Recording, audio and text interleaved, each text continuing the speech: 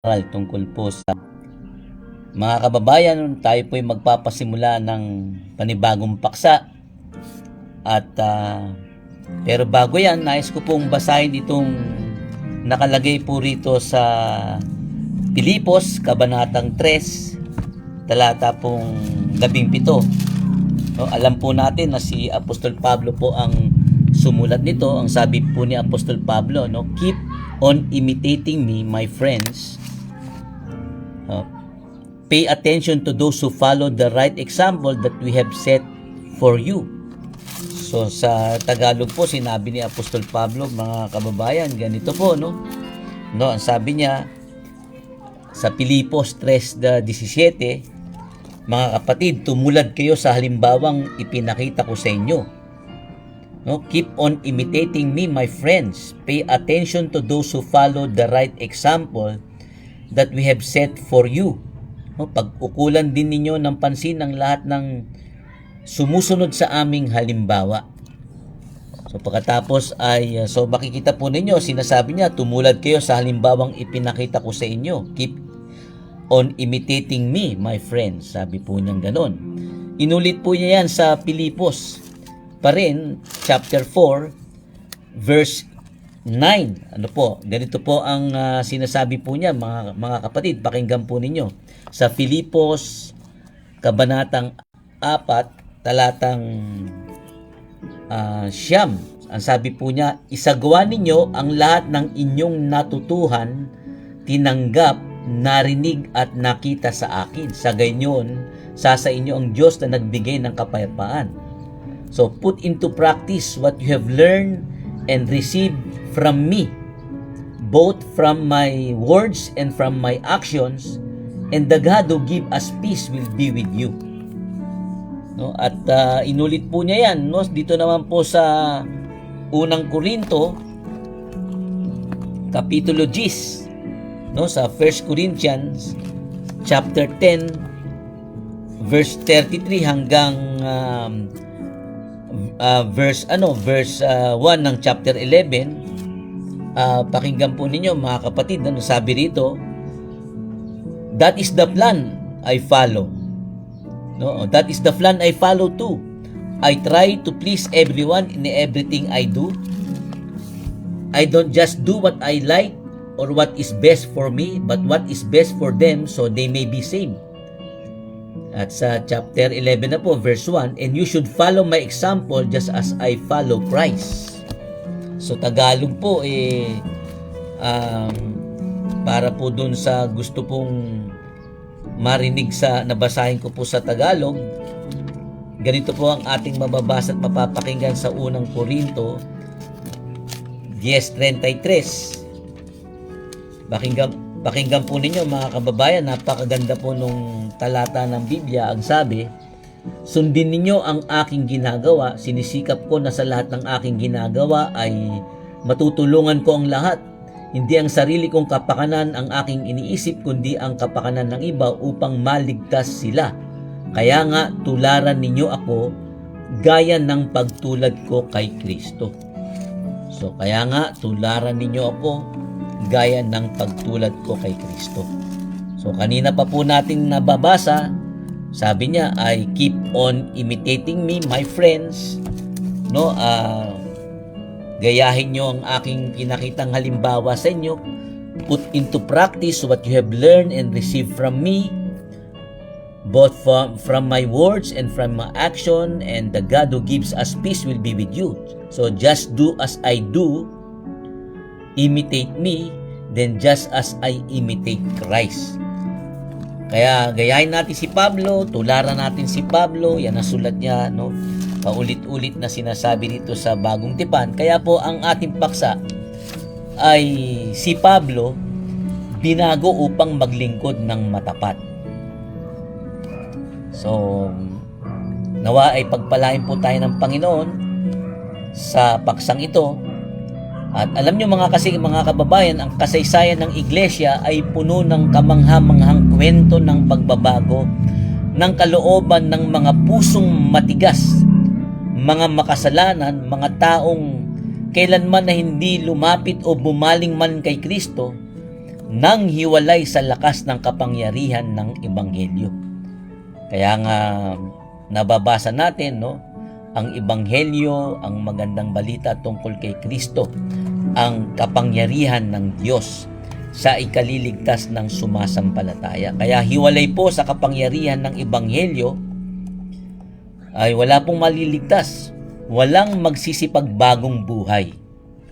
Naisip ko po tuloy si John Newton, ang kapitan ng barko ng mga alipin na naligtas. Pagkatapos niyang mabasa ang klasikong devotional na The Imitation of Christ na isinulat ni Thomas A. Kempis, at isama pa po natin ang nakatatakot at kamanghamang naranasan ni John Newton sa kalagitnaan ng karakatan na bumabagyo. Kasama ng mga awiting espiritual at ng iba pang mga himno, isinulat po niya ni John Newton ang sikat at pinakamamahal na himnong Amazing Grace. At pagkatapos naging pastor si John Newton at naging evangelical leader din sa England noong ika-18 siglo o 18th century, at nang kanyang isulat ang kanyang epitaph para sa kanyang lapita, no, ganito ang kanyang inilagay: si John Newton Clerk na dating hindi naniniwala at taong mahalay, isang lingkod ng mga alipin sa Afrika, ay sa pamamagitan ng masaganang awa ng ating Panginoon at tagapagligtas na si Jesucristo ay napanatili, naibalik, pinatawad at hinirang upang ipangaral ang pananampalataya na matagal na niyang pinaghirapang sirain. So, gayunpaman, mga kababayan, walang espiritual na pagbabagong kapansin-pansin o lubos na nagpabago sa kasaysayan ng iglesia, no, ng kagaya ng kay Apostol Pablo. Kaya marami po ang mga humahanga o ginagawang paborito si Apostol Pablo.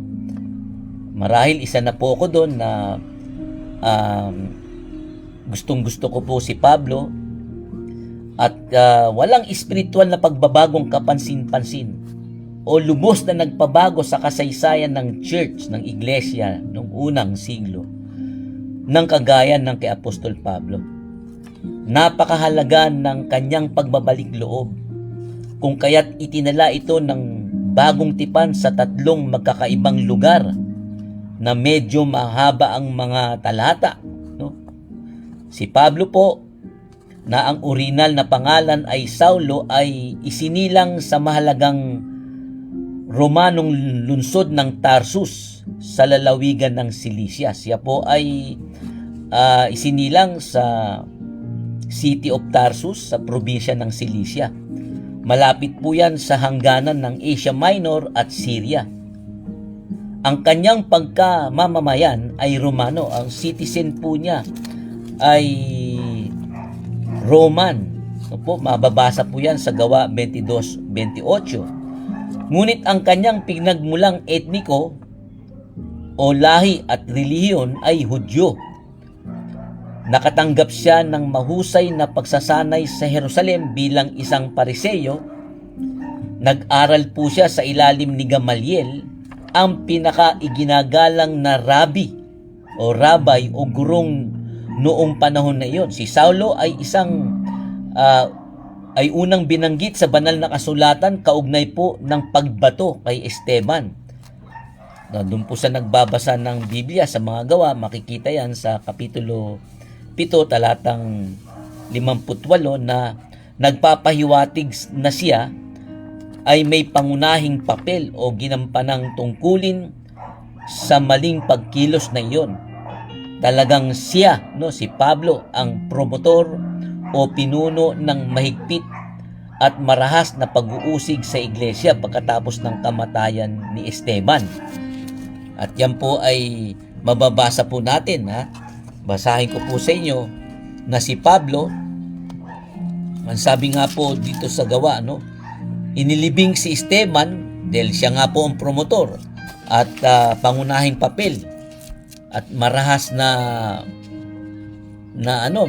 mga pag-uusig siya po. Ang sabi po sa Biblia, Inilibing si Esteban ng mga taong may takot sa Diyos at labis na sila'y iniyakan. Mula noon, nagsimula na ang matinding pag-uusig sa mga mananampalataya sa Jerusalem. Kaya nagkawatak-watak ang mga mananampalataya sa buong lalawigan ng Judea at Samaria. Ang mga apostol lang ang hindi umalis sa Jerusalem. Si Saulo na sumang-ayon sa pagpatay kay Esteban ay nagsumikap na wasakin ang iglesia. Yan po, napakalinaw sa Gawa 8, talatang 3, na talagang ang mga Kristiyano ng unang panahon ay dumanas ng matinding pag-uusig. Pagkamatay po ni Esteban, nagkawatak-watak ang mananampalataya. Sila po ay nag-alisan, no? Nagsipagtakas sa buong lalawigan ng Judea at Samaria. Ang mga apostol lang ang natira at si Saulo na sumang-ayon sa pagpatay kay Esteban ay nagsumikap na wasakin ang iglesia, kaya pinasok niya ang mga bahay-bahay at dinakip ang mga mananampalataya, lalaki man o babae, at dinala sa bilangguan. So just imagine, no? At nang magpatotoo, no? At inilarawan ni Saulo ang kanyang papel ng mas detalyado sa harap ni Agripa, sabi ni Pablo sa Gawa 22:26, 11, sabi niya, akala ko rin nung unay dapat kong gawin ang lahat ng aking magagawa laban sa pangalan ni Jesus na taga Nazaret. At ganun nga ang ginawa ko sa Jerusalem.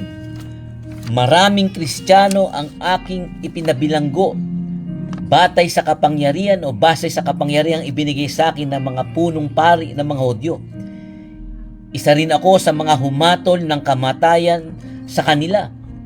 Pinarusahan ko sila sa lahat ng mga sinagoga upang piliting talikuran ang kanilang pananampalataya. So ganyan po yung ganyang ginagawa ni Pablo, na ang pangalan pa niya ay Saulo, di po ba? Talagang pinipilit niyang talikuran ang kanilang pananampalataya. Sa tindi ng puot ko'y inusig ko sila kahit sa mga lungsod sa ibang bansa. Yan naman po'y mababasa sa Gawa 26.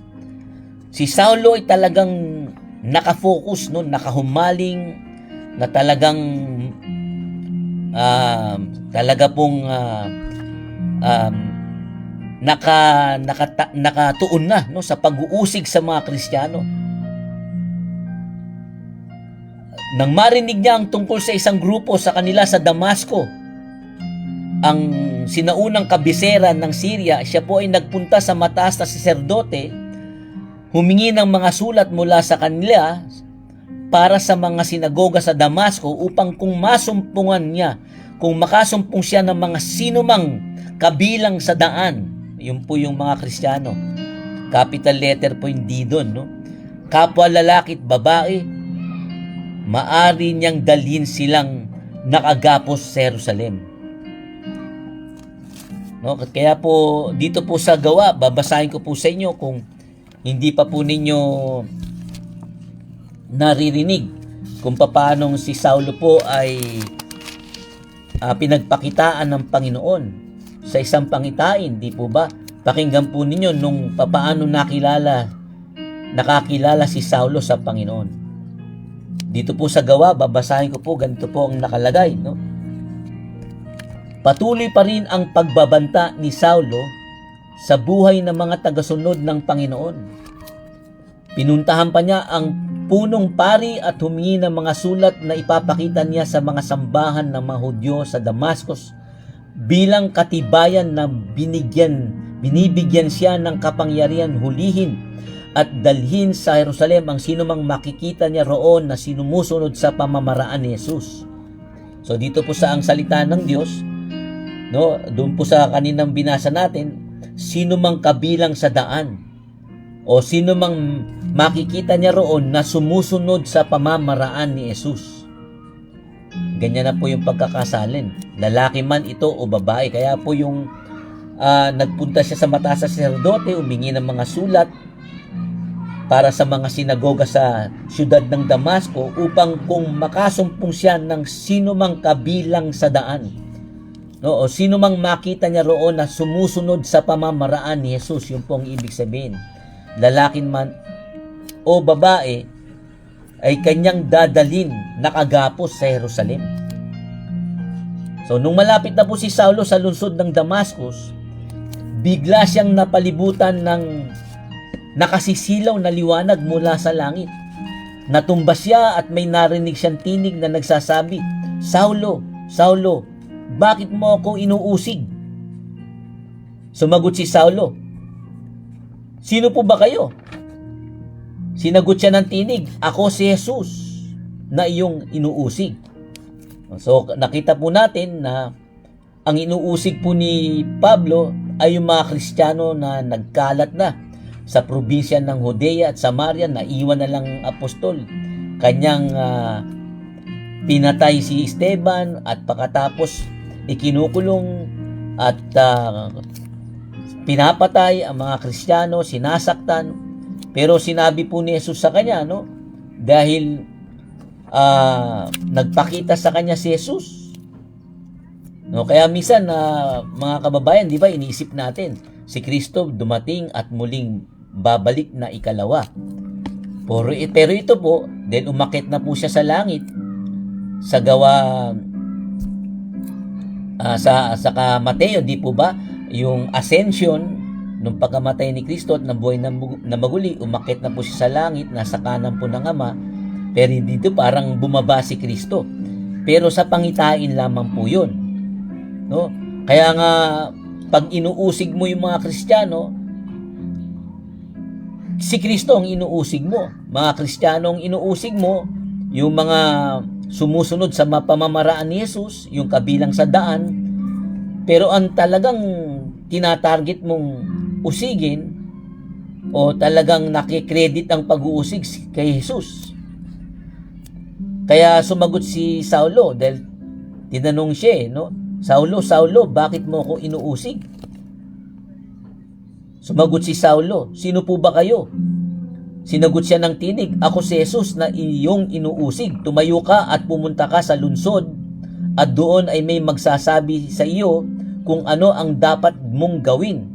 Hindi makapagsalita ang mga kasama ni Saulo.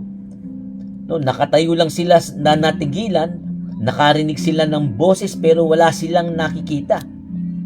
No, narinig lang po yung boses pero hindi nila nakikita si Jesus. So tumayo si Saulo, pero pagmulat niya hindi na siya nakakita. No, nabulag po si Saulo marahil doon sa liwanag mula sa langit na nakasisilaw. No, kaya inakay na lang siya ng mga kasama niya hanggang sa Damascus. 3 araw po siyang hindi nakakita at hindi siya kumain o minom. So sa pangyayaring yun, para po siyang nag-fasting, di po ba? Yung hindi kumain, hindi uminom.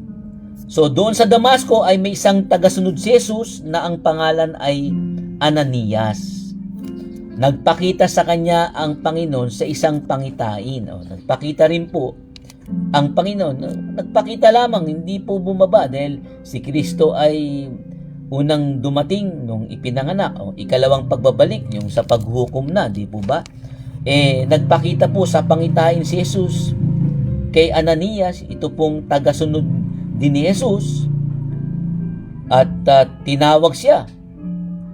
Sabi, "Ananias." Sumagot siya, "Panginoon, bakit?"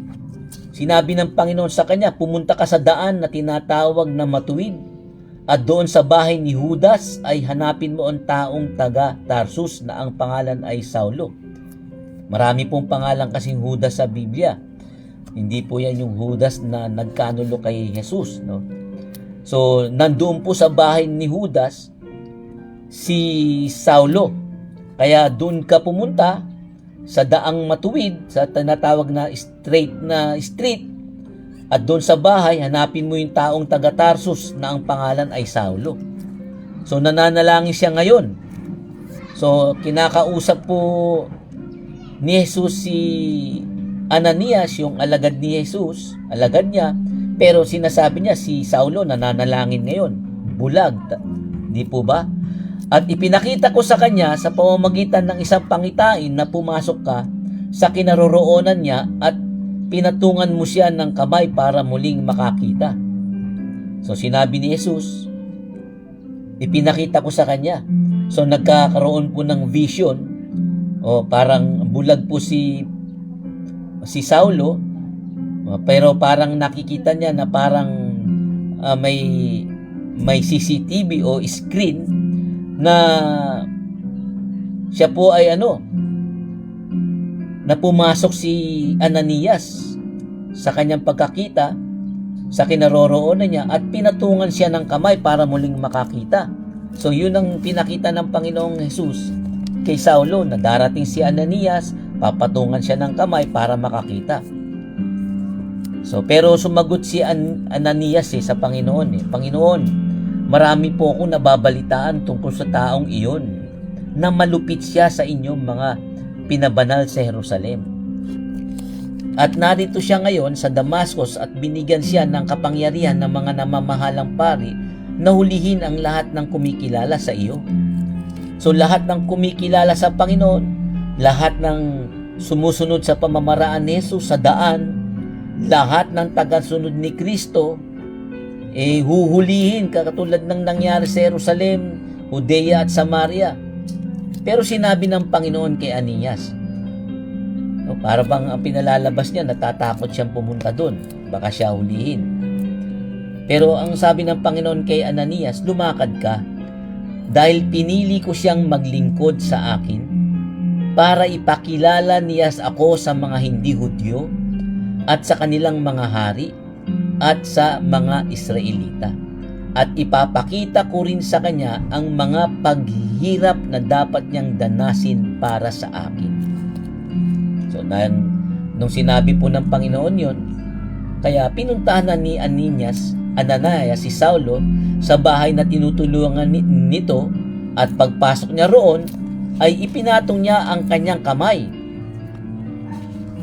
Pinatong niya yung kanyang kamay kay Saulo at sinabi niya, Saulo, Saulo, Saulo, kapatid ko sa Panginoon. Pinapunta ako rito ng Panginoong Jesus. Siya ang nagpakita sa iyo sa daan ng papunta ka rito. Inutusan niya ako rito para muli kang makakita at na mapuspos ng banal na espiritu. So pinatungan para makakita, at biglang may nahulog na parang mga kaliskis ng isda mula sa mga mata ni Saulo, at nakakita siyang muli. So alam naman natin yung kaliskis, di po ba, ng kaliskis ng isda, halimbawa ay yung kaliskis ng tilapia, di po ba? Parang yun yung nakita naman ni Ananias na nahulog. So pag bubulag may kaliskis, At nakakitang muli si Saulo pagkatapos tumayo siya at nagpabautismo, kumain siya at muling lumakas. Yan po mga kababayan yung makikita natin na kasaysayan. At alam nyo, pagkatapos nung si Pablo ay nakakitang muli, nagpabautismo, di po ba? Kasi yan pong pangyayari yan na binanggit din po yan sa mga gawa 22, 1 hanggang 16. Kaya sinasabi ko sa inyo, napakahalagang paksa ito na makikita natin. Kaya kung paano nagbalik si John Newton, wala na pong mas kapansin-pansin at mas talagang parang viral ng lubos na pagbabago sa kasaysayan ng Kristyanismo o ng Christian Church nang katulad nung kay Pablo. Parang dramatic, di po ba? Wala na po tayong mababasang ganito na nakababasa natin sa 3 account, sa Gawa 9, Gawa 22 at Gawa 26. So ang sabi po ngayon ng nangyari, nanatili si Saulo ng ilang araw sa Damascus kasama ng mga tagasunod ni Jesus. Pumunta siya sa mga sambahan ng mga Hudyo at ipinangaral niyang si Jesus ang anak ng Diyos. So ano po ang nangyari? Pagkatapos po ni Pablo na makakitang muli, kumain, no? Nagpabautismo, nanatili siya sa ilang araw, no, kasama ng mga tagasunod na ni Jesus. Ang mga kasama na po ni Saulo, no, hindi pa Apostol Pablo, ay mga tagasunod ni Jesus, yung mga gaya ni Ananias, kagaya ng mga babae at lalaki sa iba't ibang nayon dun sa Damascus na sumusunod sa pamamaraan ni Jesus. At pagkatapos, ano pong ginagawa ni Pablo? Kaagad, ipinangaral niyang si Jesus ang anak ng Diyos. Kaya ang sabi po sa talatang 21 ng Gawa Siyam, nagtaka ang lahat ng nakarinig sa kanya. Sinabi nila, hindi ba't ito ang taong umuusig sa mga tagasunod ni Jesus doon sa Jerusalem?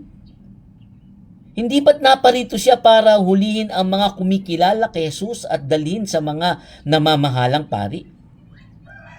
Pero sa 22 po ng Gawa Siyam, lalong humusay ang kakayahan ni Saulo sa pangangaral. At hindi makasagot sa kanya ang mga Hudyo sa Damasco nang patunayan niyang si Jesus ang Kristo. Kita po ninyo kanina, kaya talaga po ang isang taong nakakakilala sa Panginoon, ang ipinapangaral po ay si Jesus lamang. No? Ipinangaral niyang si Jesus ang anak ng Diyos. At ngayon, pinapangaral niya at pinapatunayan niyang si Jesus ang Kristo sa talatang 22, kanina sa talatang 20. Parehas po kasi yun, no? Ipinangangaral mong si Jesus ay anak ng Diyos, pinapatunayan mong si Jesus ang Kristo. Hindi po makasagot yung mga Hudyo sa Damasco na si Jesus ang Kristo. So pagkalipas ng ilang araw, nagtipon ng mga Hudyo at nagplanong patayin si Saulo. Araw-gabi nilang inaabangan, no, si Saulo sa mga pintuan ng lungsod upang patayin. So nanganib po yung buhay ni Pablo, no? Baliktad na ngayon. Dati siya yung papatay, no, at uhuli, no? Katulad ng ginawa niya kay Esteban at sa iba pang mga Kristiyano sa Jerusalem. Kaya nga nagsipangalat, no, nagkawatak-watak, at dahil talagang gusto ni Pablo na wasakin ang iglesia, talagang buong pagsusumikap. Pinapasok ba naman niya yung mga bahay-bahay at dinadakip yung mga mananampalataya, yung mga sumusunod kay Jesus sa pamamaraan ni Jesus, mga tagasunod ni Kristo, no, at ibinibilanggo. Pero ngayon, siya na ngayon po yung gustong patayin. Pero may nakapagsabi kay Saulo tungkol sa plano nila na papatayin nga siya, inaabangan siya, no? Kaya isang gabi, isinakay siya ng mga tagasunod niya sa malaking kaing, no? Sa malaking kaing o basket, at ibinaba sa labas ng pader ng lungsod. So pagdating ni Saulo sa Jerusalem, punta na siya sa Jerusalem, umalis na sa Damasco. Gusto niya sanang makisalamuha sa mga tagasunod ni Jesus, pero takot sila sa kanya. Hindi sila naniniwala na sila ay tagasunod na rin ni Jesus, no? So takot pa po silang makipagmingle, no? Takot pa silang makisalamuha. Dahil hindi sila makapaniwala eh. Just imagine naman, baka hulihin tayo nito. Nagpapakunwari lang to na tagasunod. Yung pala, dadakpin tayong lahat. Pero ano po nangyari? Sinama niya si Bernabe at dinala sa mga apostol. Ikinuwento ni Bernabe sa kanila kung paano nakita ni Saulo ang Panginoong Hesus sa daan at kung ano ang sinabi nito sa kanya. So doon naman, na-meet niya si Bernabe, isa rin pong matapat na alagad ni Jesus, ay inilapit siya, ipinakilala sa mga apostol, kay Pedro, kay Juan, kay Santiago, no? Sa 12 apostol. At sinabi niya rin ang katapangan ni Saulo sa pangangaral tungkol kay Jesus doon sa Damascus. Kinuwento niya. Kaya mula noon, kasama na nila si Saulo at buntapang niyang ipinangaral ang tungkol sa Panginoon saan man sa Jerusalem. Kaya mula noon, pagkagaling sa Damasco, iba na siya. pagdating doon, hindi na siya nanguhuli. Hindi na siya wala na, tinapon niya na yung mga documents na binigay ng mga high priest, ng mga pare na hulihin ng mga Kristiyano. Kundi ngayon, buong tapang na siyang nangangaral tungkol kay Jesus. Kaya mula noon, kasama na nila si Saulo, buong tapang niyang ipinangaral ang tungkol sa Panginoon saan man sa Jerusalem. Nakipag-usap din siya at nakikipagdebate sa mga Hudyong nagsasalita ng Grego. So kita po, nakikipagdebate siya, nakikipagtalo siya sa mga Hudyong nakakapagsalita ng Grego. Then nagsasalita din po ng Grego si Pablo. Kasi Pariseo siya Sa susunod, babasahin po natin. Kaya nagalit sila at nagplanong patayin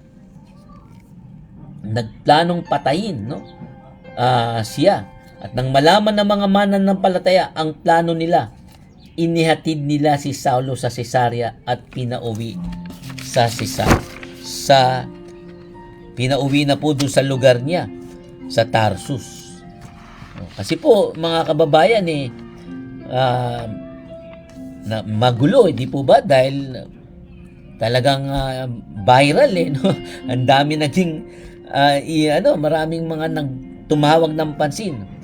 Kaya pagkatapos noon, nang makauwi na si Saulo sa siyudad niya sa Tarsus, naging matiwasay ang pamumuhay ng iglesia sa buong Judea, sa Galilea at Samaria. At lalo pang lumakas ang kanilang pananampalataya at namuhay silang may takot sa Panginoon. Pinalalakas ng banal na espiritu. Pinalalakas ng banal na espiritu ang kanilang loob, kaya lalo pa silang dumami. Kaya po ang pagtatalo o ang pag-aaway sa pagitan ni Saulo at ng kanyang mga taga-suporta at ang mga taga-sunod ni Kristo ay nakita na lamang ng mga Romano bilang panloob o internal na usapin ng mga Hudyo. Kaya naman bilang kinikilalang pinuno ng estadong Hudyo, ang mataas na saserdote ay kailangang magbigay ng otoridad kay Saulo, di po ba? Para mahuli ang mga Kristiyano. Nakuha ni Saulo ang kinakailangan niyang papeles ng permiso mula sa mataas na saserdote at kaagad umalis patungong Damasco, nakasama ang kanyang mga kasamahan. Ngunit ang hindi niya alam, mga kababayan, ang hindi namamalayan ni Saulo, na bago siya makarating sa lungsod, ay makakatagpo niya si Kristo na nabuhay na muli at umakyat sa langit, na siyang magpapaikot-ikot at magpapabaliktad-baliktad sa kanyang mundo. So bukas ng muli ay atin pong ipagpapatuloy. Ito po introduction po lamang doon sa paksa natin na Pablo binago upang maglingkod ng matapat. At bukas itutuloy natin ang pag-aaral dito, mga kapatid. Hanggang sana bukas na muli makapiling ko pa muli kayo. Pagpalain kayo ng Panginoon. Maraming salamat.